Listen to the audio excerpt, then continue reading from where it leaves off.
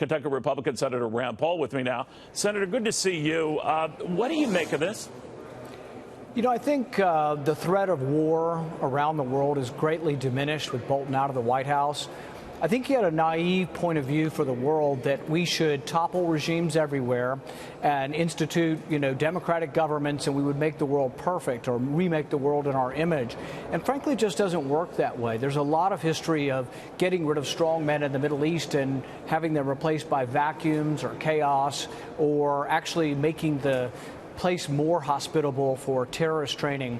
So I think his idea that the way you deal with Iran is you just topple the government, or the way you deal with North Korea is you topple the government, really wasn't what the president's been talking about. The president's actually talking about not having regime change and finding a diplomatic solution to some of these conflicts around the world.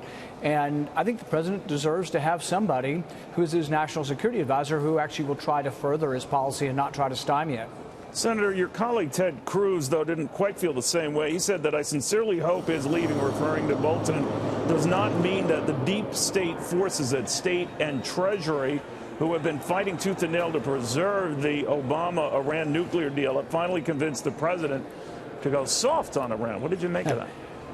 I think it's more about whether or not we should intervene everywhere, whether we should have regime change, or whether we should try diplomacy. Whether we see the world as it is and try to, work within the world and engage with people around the world, or whether we say, oh, we must have a perfect Thomas Jefferson leader in every country. The problem is when people like Bolton say, oh, we're going to topple Gaddafi and we're going to make Libya into this great American-style republic, they don't elect Thomas Jefferson. They elect another religious leader who becomes an autocrat in place of one religious leader or one autocrat. So really, I think the Middle East and many of these places that have been ruled by strong men, the answer isn't military regime change, and I think Bolton was very wrong and naive in his worldview. I'm glad to see him gone, and I hope the president can find somebody who actually listens to what the president says. This president is extraordinary. In his State of the Union, he said, great nations don't fight perpetual war, and he's absolutely right, but that defies the orthodoxy of the establishment foreign policy in Washington, and so the president really needs to find somebody who has the guts to stand up to the orthodoxy, not someone who's part of the swamp. Are you convinced that that is the president's position, though, because he has now gone through 3 national security advisors, Michael Flynn, H.R. McMaster, now John Bolton, all for various reasons. But there is a high turnover, particularly in that area in foreign policy. A lot of people look at it and just say, well, what do you want? What do you stand for? Well, I think the interesting thing is if you look at Donald Trump over the last decade or more, one of the consistent themes that you'll hear him speak of, maybe for 20 or 30 years, is the idea that regime change doesn't work. He said for a long, long time the Iraq war was a mistake, that we emboldened Iran by getting rid of Saddam Hussein, that there was a counterbalance in having Saddam Hussein there, and that vacuum allowed ISIS to grow in that vacuum. And so really, I think the president has been very, very consistent. Now, I think historically, but you mentioned ISIS, Senator. You mentioned ISIS, and you know ISIS was on the run. ISIS was defeated. A lot of his foreign policy advisors urged him to cool it on that kind of talk because it just emboldened the enemy. And sure enough, of course, ISIS popped up in other locales. Does he have to be careful with his wording? I would say that the president, though, has been very consistent in believing that in a more realistic foreign policy and less of a neoconservative foreign policy.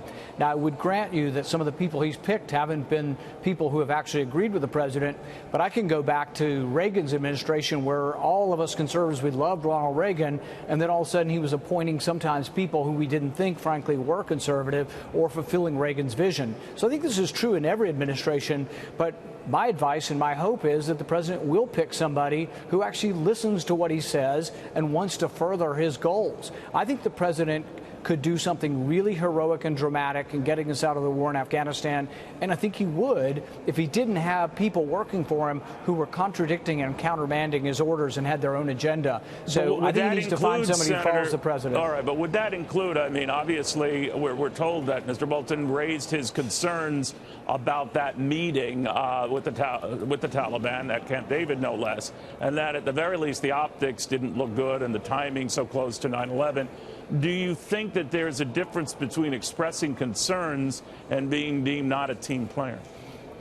I think the thing is about the Taliban, whether we negotiate with them, how we leave, all wars ultimately end, and there ultimately is a negotiated settlement unless you have unconditional surrender, like after World War II with Japan or with Germany, there was unconditional surrender. The vast majority of the rest of the wars in world history end with negotiation. So would you have been for those awful talks? No, you're right. Would you have been for those talks with the Taliban? Well, here's what I would say about it is it's a confusing situation. I think the Taliban needs to negotiate, but I think they should negotiate directly with the government of Afghanistan. They refused to do so. So I think part of one way we end the war is we continue to support in a gradually lessening fashion through money and arms the government of Afghanistan, and we have them step up. But really it's the obligation of them to be strong enough that the Taliban will negotiate with them. Right now the Taliban doesn't believe that they are strong enough, so they negotiate with us as a proxy, but the problem is the Taliban aren't reliable. They're violent and they continue to commit violence. The other problem is the people the Taliban negotiating with us may not well have the strength of organization to control all elements of everybody else in Afghanistan. So you would not maybe be they don't for, control the Taliban. Given those dynamics, Senator, you would not be for putting the talks back on. The president said since this attack led by the Taliban that killed a U.S. soldier and a dozen others that he would not entertain it. They're dead to me, saying that the talks would not happen. Do you agree with that approach?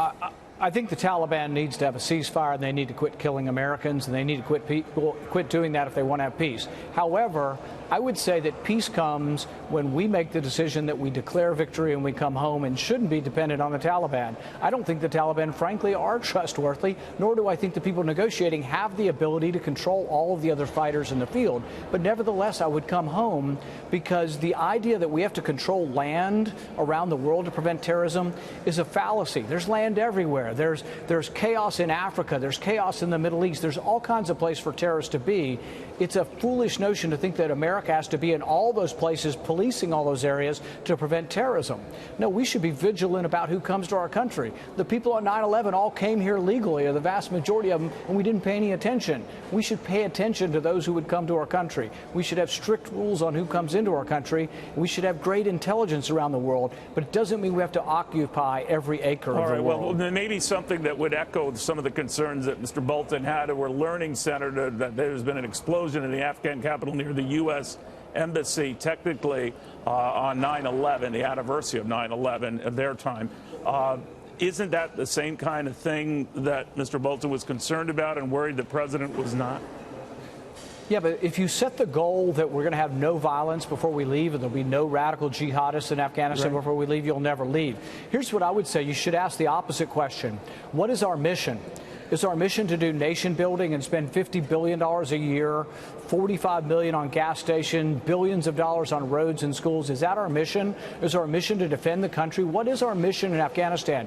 There's not one general out there that can tell you exactly what our mission is. Is our mission the Vietnam mission, to take one more village to get a better negotiated settlement? Is that what we're there for? There is no national security reason to be there. There is no al-Qaeda.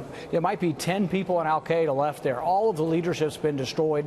The Taliban are fighting against foreign fighters. The Taliban aren't this international organization that's going to come to the United States.